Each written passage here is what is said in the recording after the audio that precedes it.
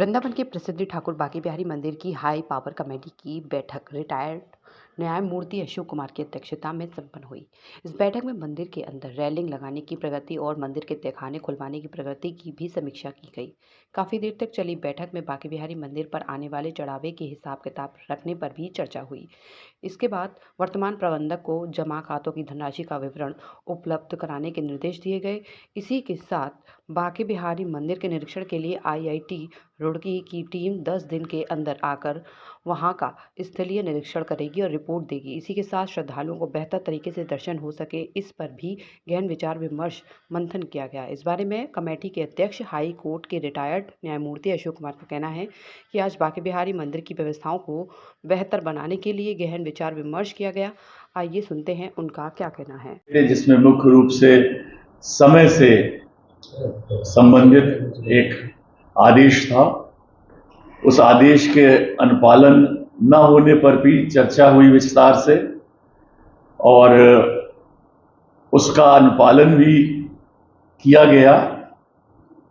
ये भी विषय कमेटी के सम्मुख आज आया और आने वाले समय में उन्हें जो विद्वान सदस्यगण कमेटी में गोस्वामी पक्ष से हैं, उन लोगों ने भी उस पर चर्चा करने के उपरांत कमेटी को पुनः आश्वस्त किया है कि आने वाले समय में अगले 3 तारीख से कमेटी को पूरा भरोसा है, आश्वासन भी दिया है कि समय जो निर्धारित किया गया है उसी अनुसार दर्शन प्रभु ठाकुर बांके बिहारी जी के दर्शनार्थियों को मिलेंगे। क्योंकि देखिए, जो कुछ कमेटी का काम है वो समय और दर्शनार्थियों के लिए क्या प्रबंधन होना है, मुख्य रूप से हम लोग का फोकस भी उसी बिंदु पर है।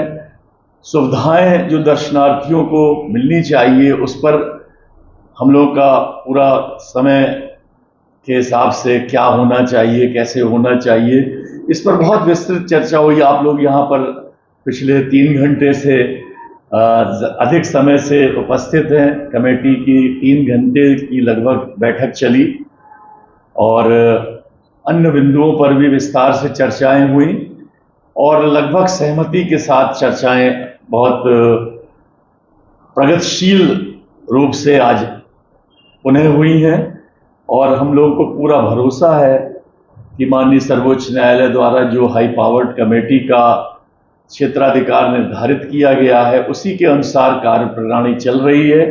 और गोस्वामी गण बंधु भी ये समझेंगे कि वास्तव में बिहारी जी की सेवा ही एकमात्र उद्देश्य है।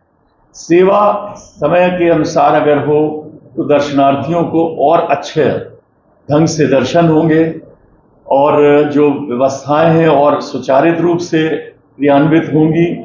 क्योंकि कुछ एजेंसीज भी आई थी आज, जिन्होंने अपने अपने डेमोन्स्ट्रेशन दिए कि किस तरह से मंदिर के आसपास की व्यवस्था करी जाएगी, भविष्य में डिज़ाइन कैसी होनी चाहिए, उस पर भी बहुत विस्तृत रूप से उन्होंने अपना पक्ष रखा है। अलग अलग एजेंसीज आज 3 आई थी, सभी ऐसी एजेंसीज हैं जो इंटरनेशनल लेवल पे विदेशों में भी काम कर रही हैं। एक एजेंसी थी जिनका मंदिर प्रांगण और मंदिर के कॉरिडोर से संबंधित अनेकों, उन्होंने दर्जनों मंदिर, देश के बड़े बड़े मंदिरों का वो कार्य कर रहे हैं। इसी तरह एक दिल्ली की फर्म थी, तो उनसे भी विस्तार से चर्चा हुई। बाकी बैंक के संबंध में, चूंकि ठाकुर बांके बिहारी जी की जो चढ़ावा चढ़ता है, जो उनसे संबंधित वैल्यूएबल चीज़ें हैं, वो बैंकों में सुरक्षित रखी जाती हैं हर माह, तो उनका भी विस्तार से चर्चा करने के उपरांत ये पाया गया कि कुछ अधिक बैंक पूर्व से चले आ रहे हैं, तो उसमें एक विचार करने की बात आई। तो हम लोगों ने आज ये विचार किया कि बैंक के सभी बैंक जो ठाकुर बांके बिहारी जी मंदिर से संबंधित प्रक्रिया में पिछले कई वर्षों से अपना योगदान कर रहे हैं, तो उनके सीनियर ऑफिसर्स को कल शाम को पुनः हम लोग बैठेंगे। मिश्रा जी हमारे जो सदस्य महोदय हैं, आप साथ में और सब लोग बैठ के बैंक के जो कार्य प्रणाली है उसके संबंध में भी चर्चा करेंगे कि कितना धन किस बैंक में है, कितना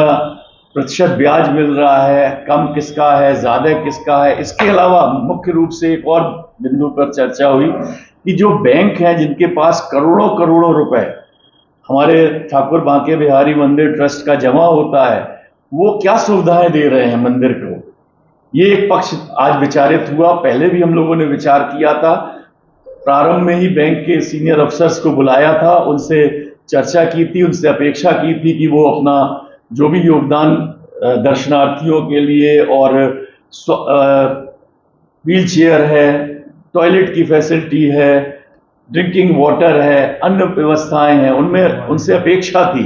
लेकिन खेद का विषय है कि बैंक वालों ने नहीं दिया, तो इसलिए हम लोगों ने त्वरित कार्रवाई के लिए कल ही शाम को पुनः इसी प्रांगण में बैंक के सारे सीनियर ऑफिसर्स को बुलाया है, जिसकी सूचना आज डिस्ट्रिक्ट मजिस्ट्रेट के माध्यम से उन्हें दी जाएगी, कल सुबह दे दी जाएगी।